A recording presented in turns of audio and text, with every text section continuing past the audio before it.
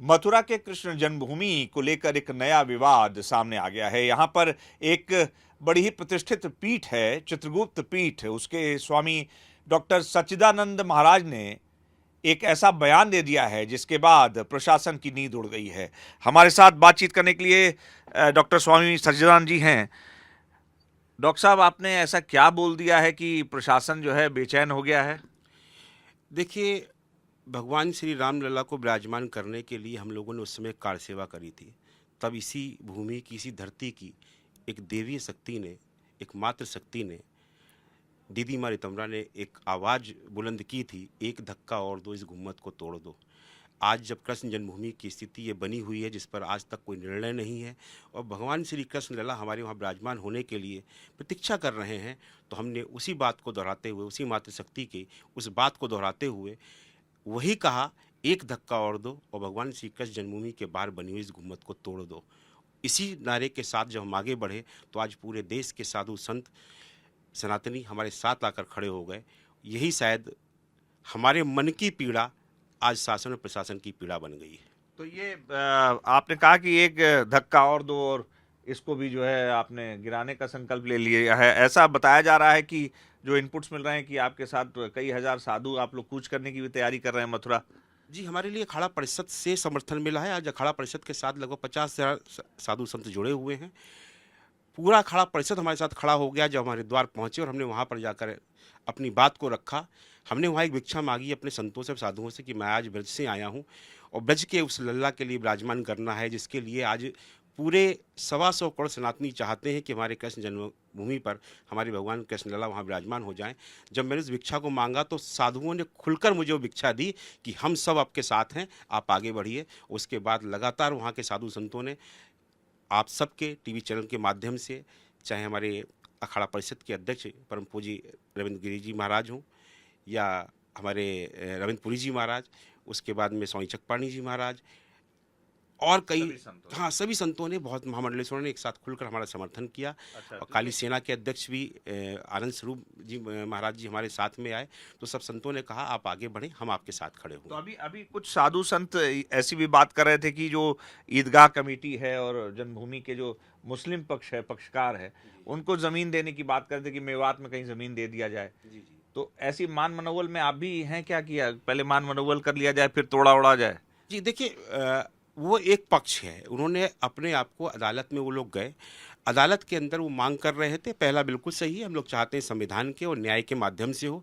उस कार्य को लेकर काफ़ी बरसों से संघर्ष चल रहा है, लेकिन इनको अदालत खेलना बड़ा अच्छी तरीके से आता है। हाई कोर्ट ने सर्वे का आदेश दिया। इन्होंने तत्काल प्रभाव से वर्कशिप 1991 का हवाला देते हुए और जाकर वहाँ खड़े हो गए, सुप्रीम कोर्ट से जाके स्टे ले लिया और सारे ही उसको इन्होंने रोक दिया। अदालत किस तरीके से कार्य करें, क्योंकि ये लोग बार बार कहीं ना कहीं जाके इस प्रकार के रोड़े अटकाते हैं जिससे अदालतें ही परेशान हो जाती हैं। सुप्रीम कोर्ट ने एक आदेश दिया जिला न्यायालय को कि आप दोनों पक्षों को बैठाल के इसकी आपस में सहमति बनवाएं।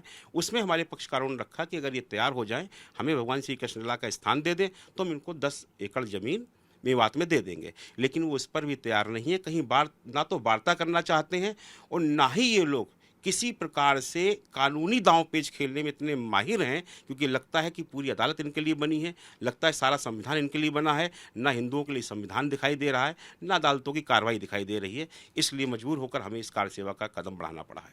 तो ये डॉक्टर स्वामी सच्चिदानंद जी हैं, ये कह रहे हैं कि तमाम दांव पेच पे फंसा दिया जाता है। स्वामी जी, अभी तो सरकार आपकी है उत्तर प्रदेश में और योगी जी ने भी कृष्ण जन्मभूमि को लेकर एक बयान दिया था। तो क्या योगी जी से भी आपकी कुछ बातचीत चल रही है कि योगी जी का भी कुछ समर्थन है कि भैया आगे बढ़ो और जन्मभूमि में अपना जो है खूंटा गाड़ दिया जाए? देखिए, योगी जी से हमारी चीज़ को लेकर कोई ना चर्चा हुई है, ना कोई बातचीत हुई है। योगी जी का एक संदेश हम सब ने सुना। अभी हाथरस में मेरा 4 को आया, उनका शायद 1 या 2 तारीख में हाथरस हुआ है। वहाँ से उन्होंने साफ तौर पर कहा कि अब कृष्ण जन्मभूमि को कुछ होना चाहिए। तो हमने कुछ कर दिया, हमने एक कार सेवा का आह्वान कर दिया। कुछ ही तो है, हम कुछ आगे बढ़े हैं, तो कुछ हमें आप आगे और बढ़ने दें। अपने प्रशासन को थोड़ा सा जो हमें बाधाएं उत्पन्न करने का प्रयास, उसको रोकने का प्रयास करें। हम कुछ बढ़े हैं, कुछ और बढ़ जाएंगे तो ये गुम्मद अपने आप धराशायी हो जाएगा। तो कार सेवा कब से शुरू करने वाले हैं? आप कब लेके निकलेंगे कार सेवकों को वहाँ पे? देख, कार सेवकों को हमने आमंत्रित किया है 9 अगस्त के लिए। तो 9 अगस्त की हमारी तैयारी थी, लेकिन हमारे लिए घेर लिया गया है और प्रशासन ने कल से आकर हमारी घेराबंदी कर दी। आज हम अपने आश्रम में, अपनी कुटिया में कल सुबह से यहीं पर कैद किया है। हमारा खुद का स्थान है, हम तो पूजन भजन कीर्तन कर रहे हैं। भक्तगण जहाँ जहाँ सुन रहे हैं और लगातार आ रहे हैं। आज सुबह 6 बजे से और अब का समय है कि हम एक पल चैन से बैठे नहीं हैं। लगातार हमारे भक्त आ रहे हैं, जैसे सुन रहे हैं कि महाराज जी चिंता मत करना, हम सब साथ खड़े हो। तो 9 अगस्त को माने कि यहाँ पे कुछ बड़ा होने वाला है। हमारी तैयारी ये थी इस 9 अगस्त को ही सारा कार्य कर दिया जाए, तो वो तैयारी चल रही है। बाकी हमारे संत महापुरुषों का, क्योंकि हमें अब समर्थन अखाड़ा परिषद का है, हमें अब समर्थन समस्त बड़े अखाड़ों का, जूना अखाड़ा के हमारे जगत गुरु स्वामी चकमाणी जी महाराज जी ने खुलकर पहले दिन समर्थन किया। निर्मोही अखाड़ा के महामंडलेश्वर जी ने खुलकर समर्थन किया, रामदास जी ने। तो सारे संत ऐसे निकल कर आ गए हैं। आज सुबह से कई साधु संतों का, बल्कि अभी अखाड़ा परिषद के अध्यक्ष जी का फ़ोन भी आया कि आप चिंता ना करें, अगर आपके को प्रशासन घेर रहा है तो हम सब आपके साथ खड़े हुए हैं, आप तैयारी करिए, कोई चिंता की विषय नहीं है। तो हमारे साथ तो सब संतों का आशीर्वाद हमें मिला हुआ है, समस्त अखाड़ों का आशीर्वाद मिला हुआ है। तो निश्चित तौर पर कुछ बड़े होने की तैयारी संत महात्मा करेंगे। तो कुछ बड़े होने की तैयारी है। ये हैं चित्रकूट पीठाधीश्वर स्वामी डॉक्टर सच्चिदानंद महाराज। इनका साफ कहना है कि 9 अगस्त को कुछ बड़ा खेल होने वाला है, कुछ बड़ा होने वाला है कृष्ण जन्मभूमि को लेकर। इनका साफ ये कहना है कि साधु संत इनको कह रहे हैं कि प्रशासन आपको घेर रहा है, हम लोग प्रशासन को घेर लेंगे। और कहीं ना कहीं योगी जी की तरफ भी इशारा कर रहे हैं, उस बयान को लेकर ये कह रहे हैं कि योगी जी ने कहा था तो अब हम करने वाले हैं। तो अब 9 अगस्त को क्या होगा, क्या करने वाले हैं, प्रशासन क्या रोक पाएगा? विधानसभा चुनाव भी बहुत नज़दीक है, अयोध्या का चंदा विवाद भी अभी हाल ही में हुआ है। तो क्या होगा, ज़मीन पर क्या उतरेगा? क्योंकि चंदा चोरी हुई है, उसके बाद से तमाम जगह पर साधु संत नाराज दिखे थे। लेकिन अभी एक नया विवाद कृष्ण जन्मभूमि संघर्ष समिति के द्वारा और तमाम महापुरुषों के द्वारा, महात्माओं के द्वारा क्या गुल खिलाएगा। जैसा कि स्वामी जी कह रहे हैं कि 9 अगस्त को आप देखिएगा क्या होता है। अब क्या होता है इसको 9 अगस्त को देखा जाएगा। फिलहाल सभी साधु संत अगर स्वामी जी की माने तो इनके समर्थन में एकजुट हो रहे हैं। कैमरा जर्नलिस्ट दीपक के साथ अनुराग मिश्रा, जी मीडिया, गोवर्धन, मथुरा। जी, हैदराबाद में एक घटना आई है कि एक स्कूल में एक बच्चे को कहा गया कि होमवर्क के तौर पे कलमा याद करके आओ, कैसे देखते हैं? देखिए, बड़ा ही दुर्भाग्यपूर्ण है कि आज अभी कुछ दिन पहले एक घटना पिछले वर्ष घटित होती है कश्मीर के अंदर। वहाँ भी यही हुआ था कि कुछ आतंकवादी पूछते कलमा आता है, नहीं आता है, और हिंदू जिनको नहीं आता है उनको मारते चले गए। आज ये घटना कितनी बड़ी दुर्भाग्यपूर्ण है, वो भारत के अंदर घट रही है कि एक छोटे से बच्चे से कहा जा रहा है कलमा, होमवर्क में कलमा याद करके आओ, पढ़ कर आओ। ये भारत किस ओर जाने की तैयारी कर रहा है, देश को किस ओर जाने की तैयारी हो रही है। मैं बराबर एक बात करता आया कि पूरे देश के अंदर सारी शिक्षा प्रणाली को राष्ट्रीय शिक्षा प्रणाली के साथ जोड़ देना चाहिए। जब हमारे पास CBSE बोर्ड है तो स्टेट का बोर्ड या अन्य प्रकार के जो बोर्ड चल रहे हैं, चाहे मदरसा है चाहे स्टेट बोर्ड्स हैं, इनको समाप्त किया जाए। केवल सेंट्रल बोर्ड के माध्यम से सारी शिक्षा रखी जाए। वो केंद्रीय शिक्षा के माध्यम से ही अगर शिक्षा सब में जाएगी तो शायद एक समान जाएगी। तो इस बात पर विशेष रूप से ध्यान देने की जरूरत है, क्योंकि यहाँ भारत के साथ जो खिलवाड़ है, उसकी संस्कार और संस्कृति के साथ खिलवाड़ हो रहा है। धर्म से कैसे दूर किया जाए, बच्चों को किया जाए। अभी कई विद्यालयों की इस चीज़ देखने को मिली है कि कई विद्यालयों में टीचर्स ने बच्चों को कलमा याद कराया, उन्होंने घर पे जाके कहा है, तो माता पिता सुनने के बाद वो दौड़ कर गए।